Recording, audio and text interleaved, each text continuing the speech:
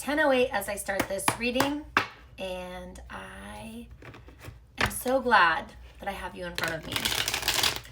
We are still in the 8/8 portal energy, although we have reached the peak of it already on August 8th, but this will flow on through the end of August 12th.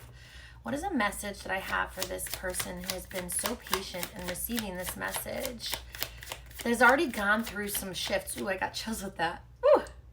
That has already gone through some shifts with this portal energy. Regardless of how much energy you put into the actual portal, you have received benefits from this energy. Tell me what message you have for this individual spirit.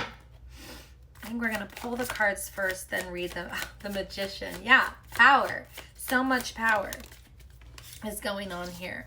And we've also got the Justice card out here and the Nine of Cups. This is really good. Okay, so I'm getting so many chills with this. All right, so the Magician coming out. Lots of power flowing towards you. I have chills all over me right now. You are in a very magical state right now, and you have time to still capitalize on this more finish things that you have wanted to be finishing. Put effort into them. Bring that balance to your life. The things that you put off, now do them. Justice is balance, and justice is coming in your direction, is here in your direction. You've likely already seen things that you didn't think were going to work out, or didn't think were going to pan out the way that you hoped, or things that you didn't think that you were going to get starting to flow towards you in this energy. This Justice card being like, hey, you went through the ringer during this period before the portal, and now let's give you a little bit of your wishes coming true. Nine of Cups is the wish card that's like, hey, it's gonna flow towards you. It's flowing towards you. It's here. It's already here. You're seeing the fruits of your labor. You're seeing the glorious raining down from the universe onto you. Lots and lots of power and balance and things coming true for you. I love that for you. Anything else here? You're needing to trust your power more, though, and not allow for both internal feelings about yourself and the ways that other people have treated you to stifle or dim your power. So I've got the Queen of Wands in reverse coming out here with the Three of Swords sideways. So this tells me I'm reading it in reverse and I'm reading it upright as well. So it's a dual issue that's going on here. There's still this little bit of an obstacle of you caring about like how others have treated you, not maybe releasing that so much, but also the way that you treat yourself is still a little harsh. You're a little harsh on yourself. And it's dimming that beautiful, vibrant power of the Queen of Wands. She's all about like really powerful energy and following her passion and just allowing her vibrancy to just come out. It doesn't matter if you're a man or a woman.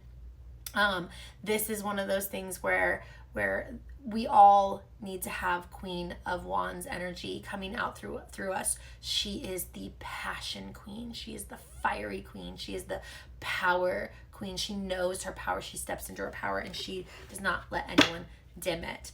I am being called over to this Priestess of Light Oracle as well. Yes, self-abandonment. You self-abandon yourself often.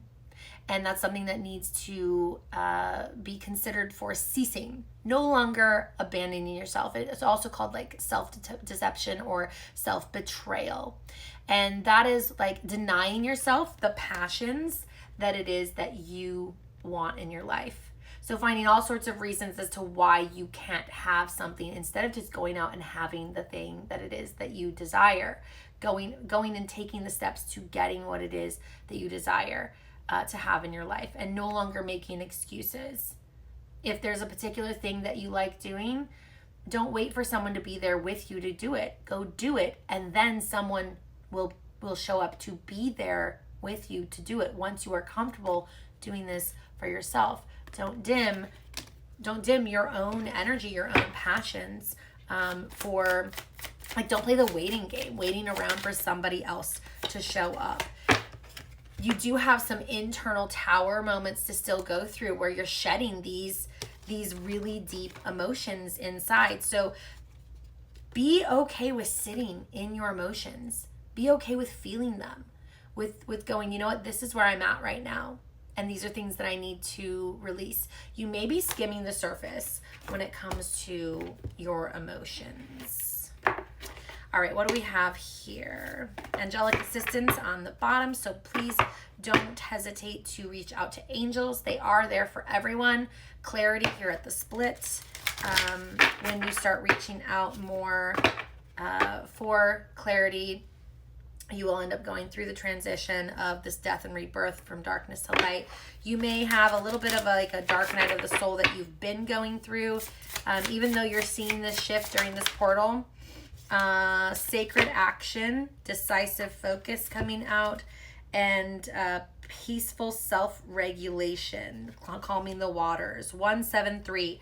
This reminds me of, I think it's Proverbs 17:3. The crucible for silver, the furnace for gold, and the Lord tests the heart.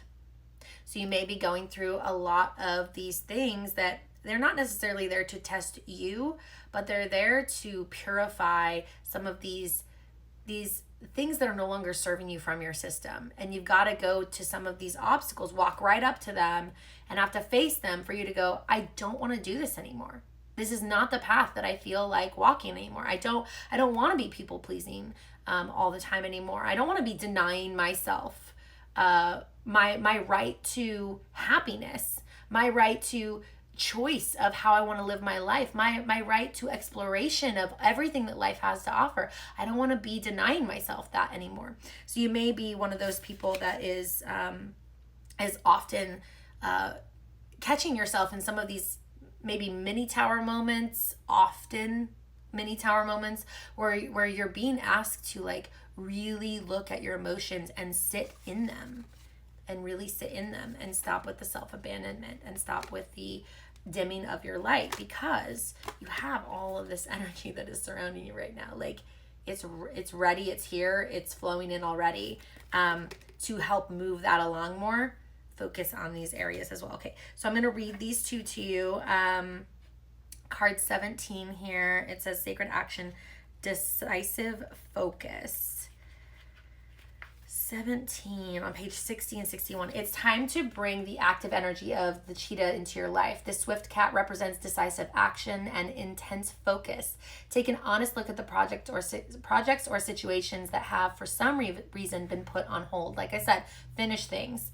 Perhaps you've been waiting for a better time, unsure of what you want to focus on or even what action to take. This card is telling you to let go of the hesitation. Your soul longs for you to move forward on your path. Whether your goal is personal, professional, spiritual, you have the power to manifest whatever you desire. Now is the time to resolve to pick a direction that calls your heart and act. Let go of your self-doubt and fear of making the wrong decision. The strength of your spirit will guide you every step of the way. Your spirit may also take you in the more global direction of sacred activism. The light of shared consciousness between animal and human can help you take decisive action to make the earth and all of her life forms a top priority. And as your loving intention expands to encompass others, it accelerates the beneficial momentum and activates blessings worldwide.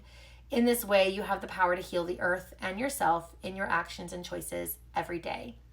And the affirmation for this card is, I focus on the options before me. I choose to take decisive action in the direction of my dreams. I focus on the options before me. I choose to take decisive action in the direction of my dreams. I focus on the options before me. I choose to take decisive action in the direction of my dreams.